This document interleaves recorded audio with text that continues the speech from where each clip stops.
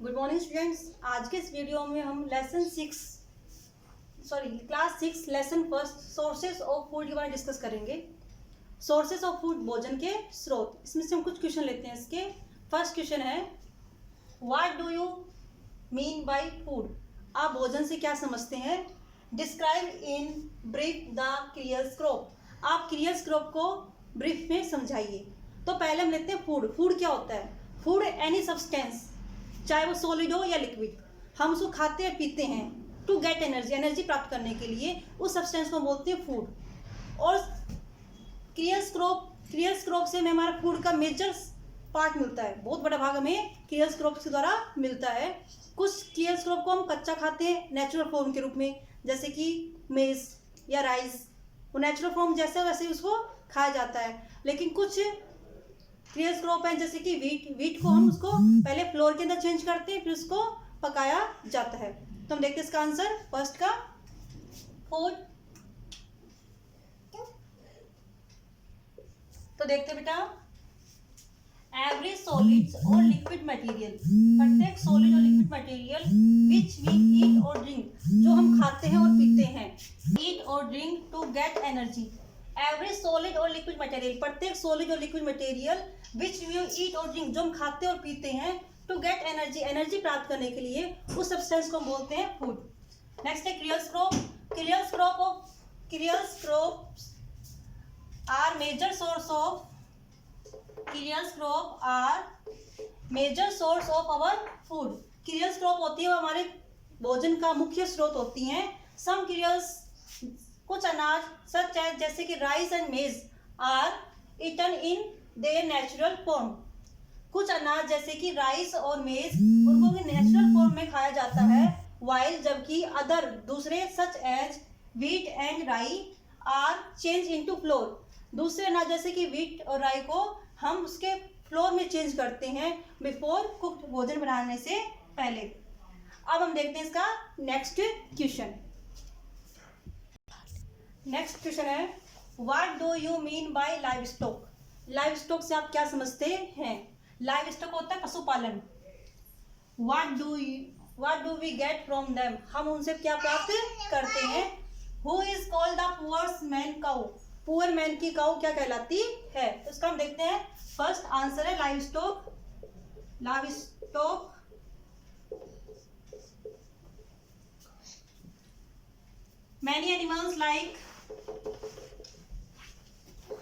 Many animals like cow, buffalo, goat, sheep are reared by farmers. अनेक जानवर जैसे कि गाय, भैंस, बकरी, भेड़ आदि किसानों के द्वारा पाली जाती हैं। What do we get from them? जो एनिमल्स किसानों द्वारा पाले जाते हैं उसको हम बोलते हैं लाइव स्टॉक। और what we get from them, हम उनसे क्या प्राप्त करते हैं? we get from them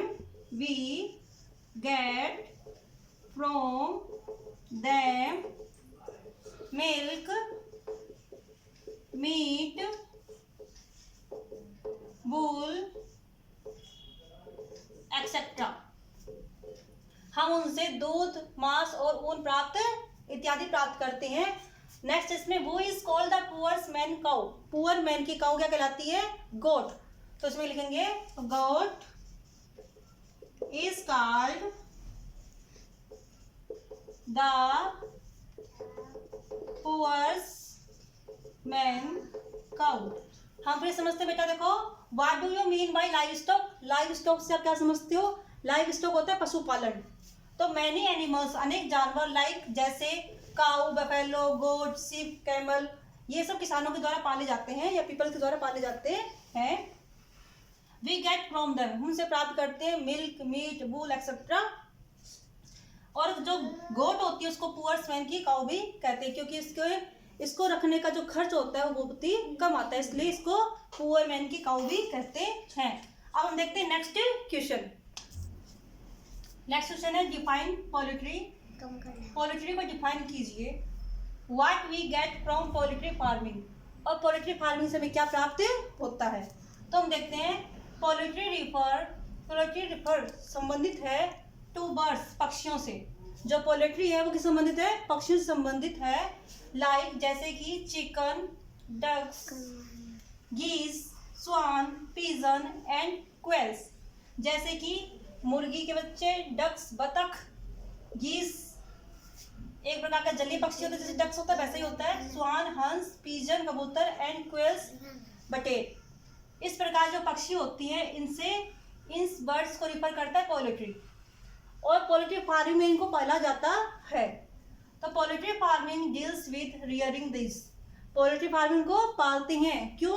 क्योंकि उनसे क्या मिलता है उनको, दीज बर्ड से मिलते हैं एग्स एंड मीट, तो इनसे वो एग्स और मीट प्राप्त करते हैं। तो फिर से देख लेते हैं हम, poultry means birds, poultry means birds जिनको पाला जाता है, जैसे कि chicken, ducks, geese, swan, pigeon and क्वेल्स।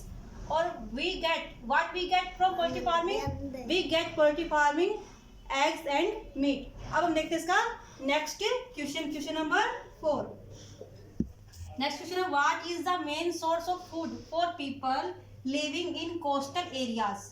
Coastal area मतलब समुद्र तट के रहने वाले, जो तट के इलाके होते हैं उसके पास रहने वाले लोगों के पास भोजन का मेन सोर्स क्या होता है। जो पानी के पास रहते हैं ऐसे पीपल्स के पास मेन सोर्स होता है fish.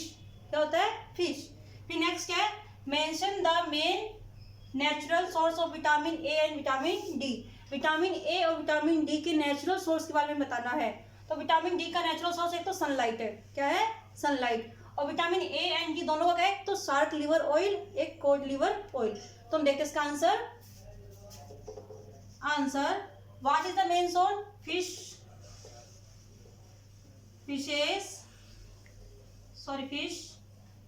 is the main source of food for people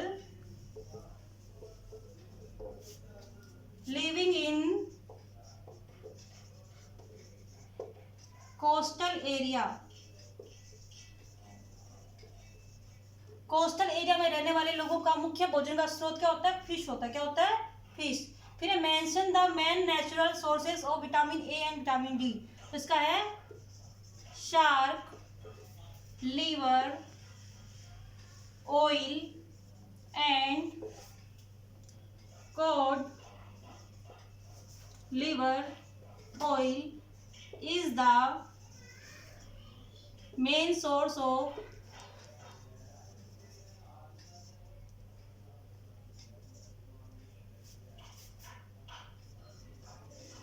vitamin A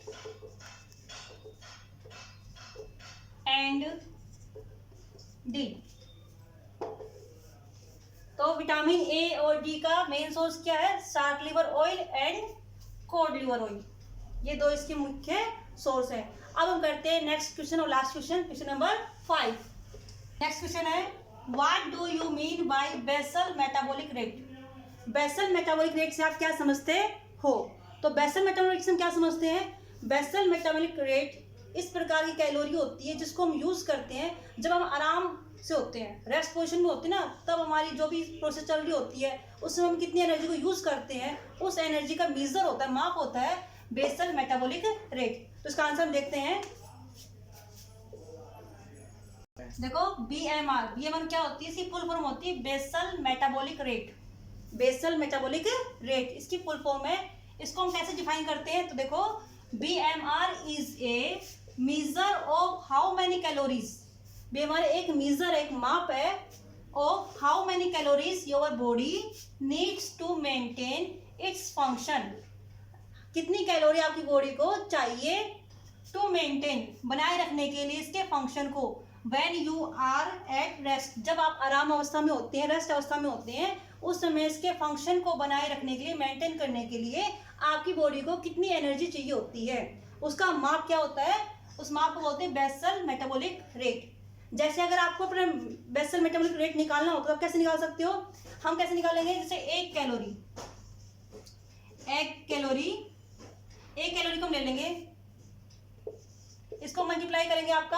जो आपका वेट है, जैसे मान लो आपका वेट कितना है 50 किलोग्राम, कितना है 50 किलोग्राम, मल्टीप्लाई जो इसका सम आता है उसको 24 आवर्स से मल्टीप्लाई कर देंगे तो आपका बेसल मेटाबॉलिक रेट निकल जाएगा। अगर आपका वेट यहाँ पर कुछ भी हो सकता है 25, 30, 45 एनीथिंग, जो भी आप वेट यहाँ पे रखोगे उसको 24 से मल्टीप्लाई करोगे तो आपका बेसल मेटाबॉलिक रेट आ जाएगा। तो बेटा इस वीडियो में इतना ही करेंगे, नेक्स्ट वीडियो में इसके आगे की क्वेश्चन आंसर करेंगे।